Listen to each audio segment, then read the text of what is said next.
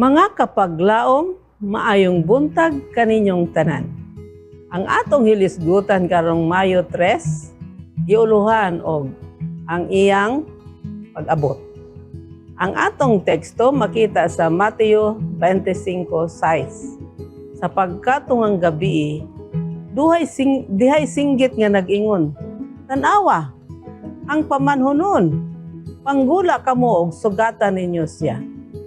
Kapag laom, si Elizabeth nag-ingon, "Sa diha nga ako naminyo sa akong bana, ang akong tulo ka suod nga mga higala, mao ang akong bridesmaids." Sila nagplano og usa ka pinasahing higayon nga kami lamang upat sa wala pa ang kasal. Maanindot og makahuluganon kaayo, nahinumduman nako ang tanan may tungod niini. Diha sa kasal, sila nagatiman sa matag detalye niini. Lakip ang pipila ka wala damha nga mga sitwasyon nga mitumaw. Mapasalamaton kaayo ako sa akong mga bridesmaids kinsa naghimo sa among kasal nga labi ka pinasahi.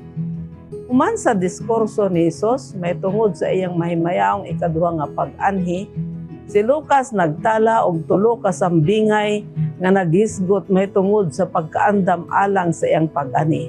Tungod kay wala kita mahibalo sa takna. Ang ikaduha nga sambingay sa Mateo 25, versikulo 1 taman sa 13, nga gitawag nga sambingay sa napulo ka mga ulay, naghisgot may tungod sa usa ka hilabihan nga paglangan sa pamanhunon.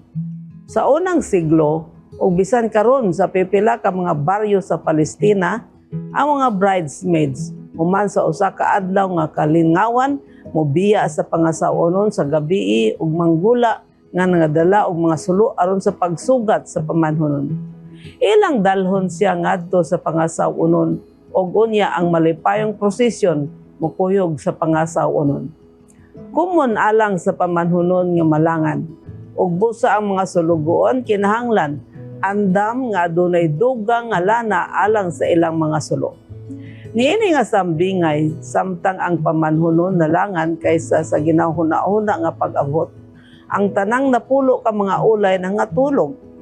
Unya sa tungang gabi, ang singgit madungog. Ania na ang pamanhunon, pangadto kamo sa pagsugat kaniya. Adunay usa pa ka okasyon sa Mateo diin ang pulong nga pamanhunon gigamit sa Mateo 9:15.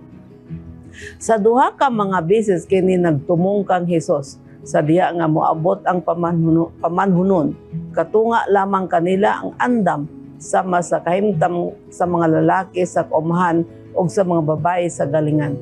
Tan-awa ang Mateo 24:40 o 41. Ang buang nga mga sulugoon nga kulang sa lana aron sa pagdanag sa dalan alang sa pamanhunon manggula aron sa pagpalit og pipila apan ulahin na ang tanan. Kapag laom, ang panahon sa pagpangandam natapos na ug sila napakya sa prosesyon ug sa mga kalingawan. Ang sambingay natapos uban sa pag-awhag ni Jesus, busa pagtukaw kamo kay wala ninyo hibalui ang adlaw o ang takna. Mateo 25:13.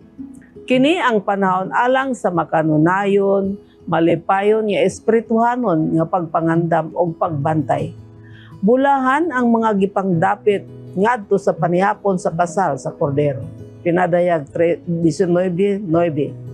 Dili kita maluya sa paghulat sa iyang pag-abot. Batuni ang kasiguruhan sa pagkatinuod sa iyang pag-ani.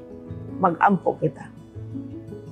Diyos og may gugmaon namong Aman sa langit, inawat pang ang tanan nga nagahulat sa imong pag-abot, magapangandam kanunay, kay wala kami nahibalo sa imong pangalhi sa ngalan ni Jesus. Amen.